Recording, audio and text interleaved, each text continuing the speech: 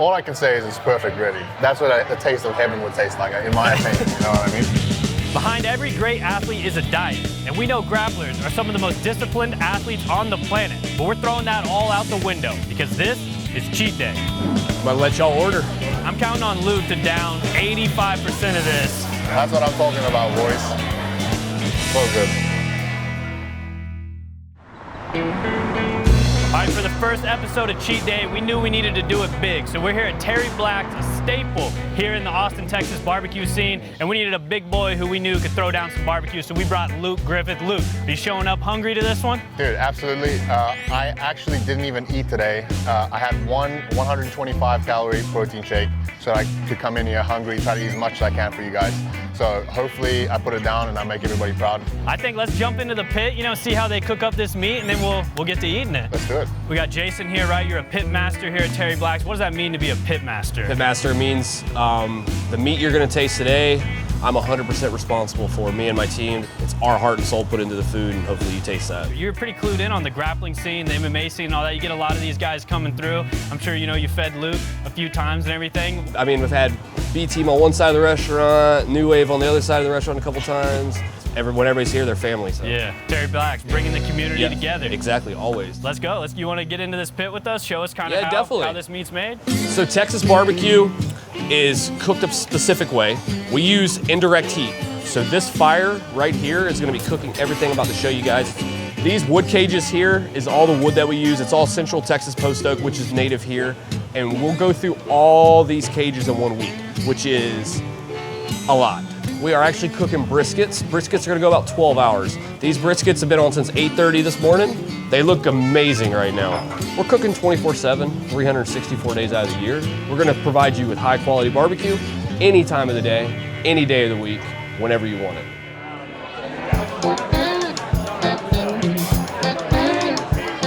This is our world famous mac and cheese. A little colder side with the dill is our potato salad.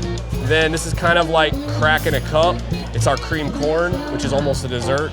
Now we have some cornbread as well, and you got pickles, bread, and onions, which is all part of Texas barbecue. I'm gonna let y'all order. I don't really know how to order poundage-wise and all that, so we're just gonna try and get a lot and see what happens. And I'm counting on Luke to down probably like 85% of this. I'm gonna have one piece of brisket. You guys, you're asking a lot. You're asking a lot. That's what I'm talking about, boys. I think you have to start with the burn ends first, Okay. Just get a little taste for what's happening. That kind of sets the tone for everything, the burn and ends? we can build our way into everything else. Let's start digging into that. Let's do it. You're going burn ends first? Yeah, for sure. We're gonna do a little burn in action. What do you do when it comes to barbecue sauce? How's that work for you? So I'm always a sissy sauce guy, original. Anything spicy, I'm crying 100%. Yeah. I guess we can look at our three options here. Yeah. I think the red one's like the crazy hot one. I think it says on the side of the thing there what the spicy. Yeah. So original. The sweet one's good. The sweet one's good. I'll go with that. But spicy, I can't do spicy at all. I actually cannot do spicy either. So let's just go ahead and put that over there There on the, Perfect. Real barbecue heads, they don't want the spicy. If you're like me and Luke, Dude, it's like Jason said, he doesn't want any crazy flavor profiles, salt and pepper, that's all you need. Let it speak for itself. Exactly. But I will say, I pull a kind of wild move here. I go this sweet kind of like honey mustard-ish almost sauce right here, and then I fill in the rest of it with the original. Oh shit. And I create a little, a little rivers colliding situation, and that way I can go back and forth, or I can cross them over. Together. So I don't know how I feel about that. Yeah. I think I'm gonna stick with the one. But I might get owned online for that. I don't know. Yeah, that looks pretty crazy. Get some of this. You cut yours off. I'm going for the whole thing. I went center dip. Can't beat that. Can't beat it. Just right off the rip. There it is. So good. Go ahead and load up your plate with some of that Awesome, stuff you want. Yeah. Let's do one of the moist pieces right there. I'll get it on this moist. I'm pretty much just gonna mimic what you do, And then we might have to throw in a lean piece just so we can mix it together like you were saying. Yeah, Jason said we gotta kind of, taste a little bit of both. How does Texas barbecue compare to traditional South African food? So it's very different. So in South Africa, our version of a barbecue is called a braai, and everything's cooked over like open flames, coals. And it's really good. I will say I think South African braai is better than barbecue. Oh, but man. it's different. It's like you can't really compare the two. It's like this stuff like you were saying is cooked over a long period of time. Ours is like we throw it on quick. It takes like 20-30 minutes max, depending on what you're cooking, and then you're eating. You know. Yeah. So would it be more comparable to, I guess, like grilling out or something, kind of like yeah, more just I would say so. And like a braai itself is, yes, it's the food, but it's also like, it's kind of like a party, you know what I mean? So like everyone gets over for the braai. And you always eat super late. So everyone will show up at like 4 p.m. And you're eating at like 10. So it's really like the gathering and the food, like the whole thing is like really what most people love about it. You know? Gotcha. Yeah, a little bit more like the Brazilian churrasco vibe, where it's just kind of like grilling and sending out meats just for hours and hours. Exactly. Yeah, that kind of thing. So you'll have like the two uncles who are cooking. You know, they're at the braai, and everyone else is kind of socializing, having a drink, doing what they're doing. You know, so that's kind of what it's about. All right, give us a full review of this bite right here. All right, let's go. We gotta get all the tastes. Yeah. So what we did there was we laid the lean on top of the moist. Okay. Cut a big piece, so we got a taste of both. And all I can say is it's perfect, really. Yeah. It's like, that's what the taste of heaven would taste like, in my opinion. You know what I mean? A little taste of heaven here at Terry taste Black's. of heaven, absolutely. That's what I have to say about that. If you want a little heaven on earth, then you got to come to Terry Black's. Get you some of that brisket. Stack the lean, stack the moist, take a big old bite, and just enjoy yourself. Don't forget to dunk it in the sweet barbecue sauce, not the spicy, because you like spicy. How was training today? It was good. It was good. I started my day off 5 a.m. I was at the gym. Teach the 6 a.m. to 7 gi class. Then I help out John Uke for him from 7 to 8. And then we train again at 9 and 12:30. So I was at the gym for a good 6 hours today. That's it's not a bad place to spend most of your life. You know? So no, it's good. Training's going well. Looking forward to this match. Obviously, a lot riding on this one, since he's beat me twice already. So trying to lock everything in, make this one count, you know? Yeah, so obviously this is a big match for you, but you know, it's not the ideal place to be down 2-0 going into another third huge match against Felipe Pena, one of the best, I mean, arguably of all time, you know? How do you approach this one? Do you do it any different? Like, what goes through your mind preparing for him for a third time? I mean, I think the only advantage that I have in this one is I have the two other matches to go back and watch and see where I went wrong. And I think another advantage is everyone, I assume everyone's already counted me out. You know, they've submitted me both times, so most people are counting me out, which is fine. Honestly, the performances that I had against him, they're more than, they're within their rights to do that, you know. The last two performances I had against him were non-ideal. So I think this is a chance for me to kind of tighten things up and go in there and, try my best to turn the match around and take a win this time, you know. And I think it's, this is for the title, who's number one heavyweight. So, I mean, if I can do it on the stage, I think it'll be huge. Definitely.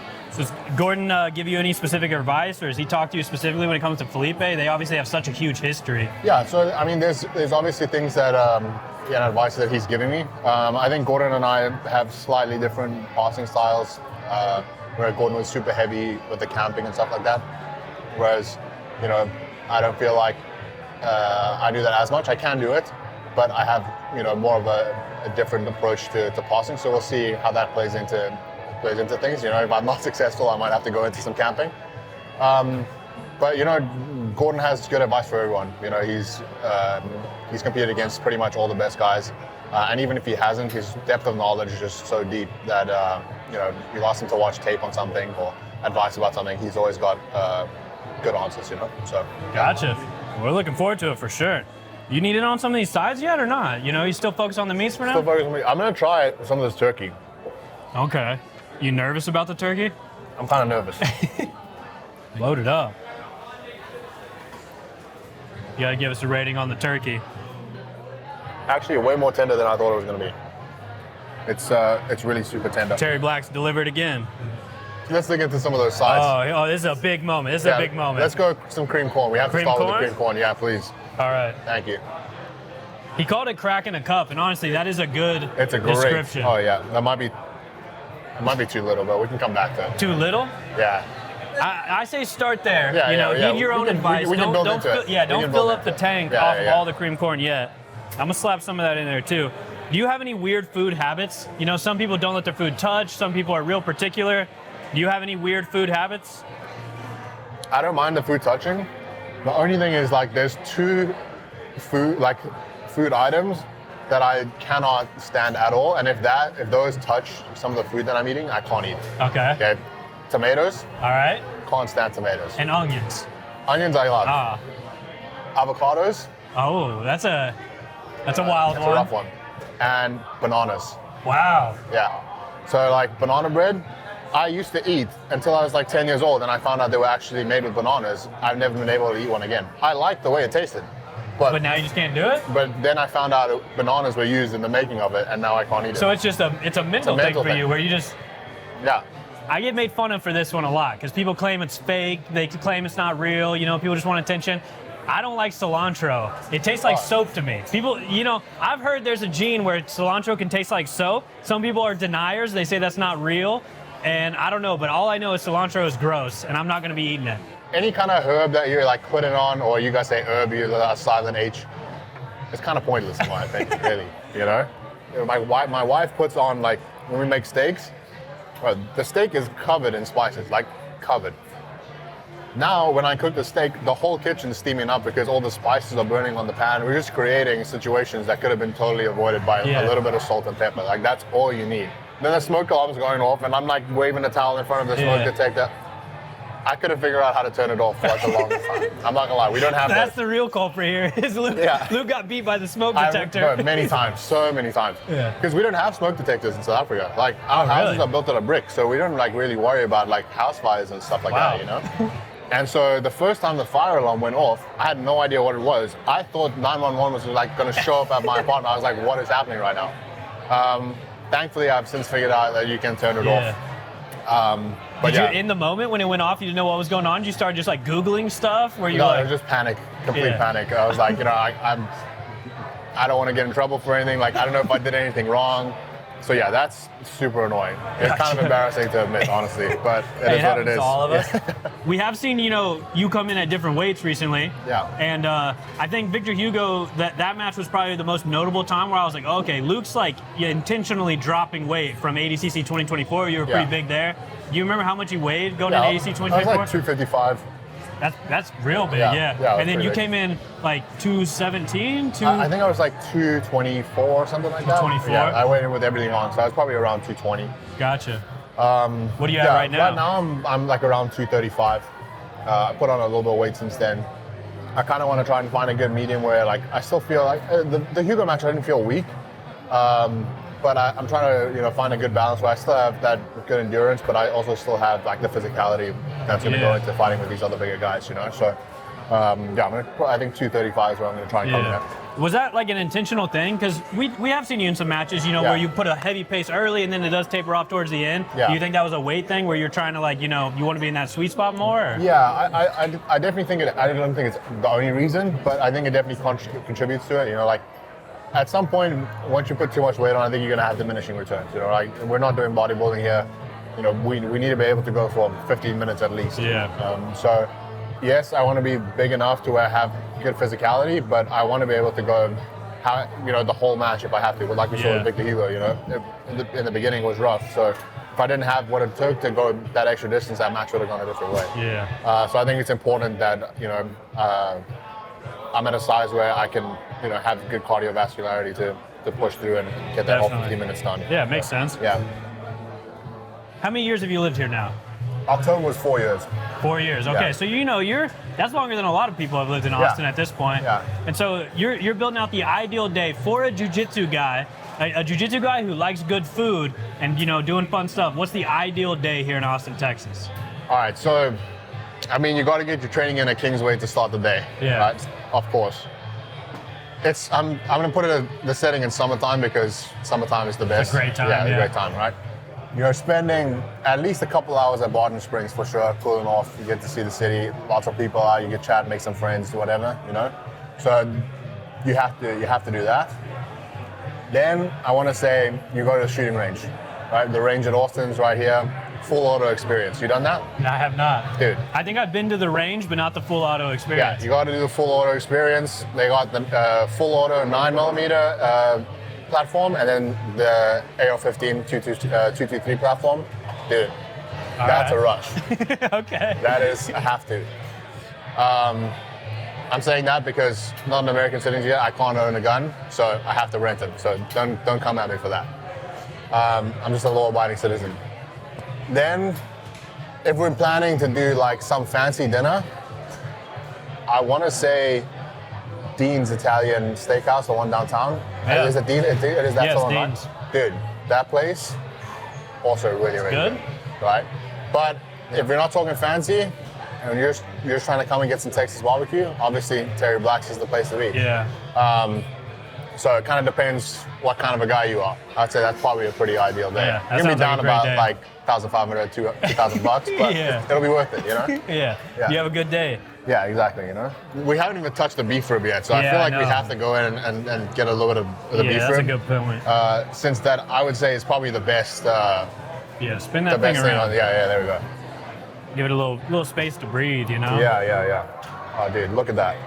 Perfect. This is the craziest part of Terry Black's, I think. Oh, Like, yeah. obviously the brisket's really good, but just this huge beef rib where you can just like pull this off, you know? Yeah. It's absolutely nuts. That beef rib, it's got like a really salty kind of like outside on like the almost like a crust of like that kind of char, you know? Yeah. It's delicious. It's playful in the mouth. Yeah, so good. That was a great choice of words. Is there anything in America that still is pretty novelty for you? Public transport, like the buses here, again, everyone says they're terrible. Dude, in South Africa, there's no public transport whatsoever. The only public transport you get is taxi drivers. I'll show you a photo of this, right? All right. A taxi in South Africa is not the same as it is here. This is what a taxi looks like for us, right? Okay, and every taxi driver has bought his driver's license. Yeah. They don't actually have a driver, like they don't go and take the test.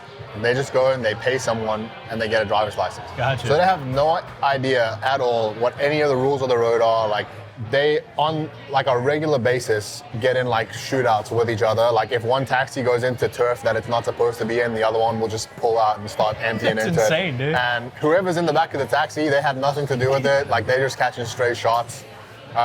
So that's the public transport that we have. All right, nice. So yeah, buses, yeah, and the train, like it's not a huge train, but dude, it works, it's clean. So that kind of stuff is still pretty cool. I don't use it as often anymore now that I have a car, but yeah, it's definitely cool that you have stuff like that works, you know? All right. Yeah, maybe Americans should be a little more grateful for what we do have, huh? Yeah, definitely. I mean, I think if more Americans traveled outside of America, they'd be much more grateful for what they have at home, for sure, you know? So You getting in on more of this? I'm slowing down, man. I'm Slowing down a little bit? Yeah.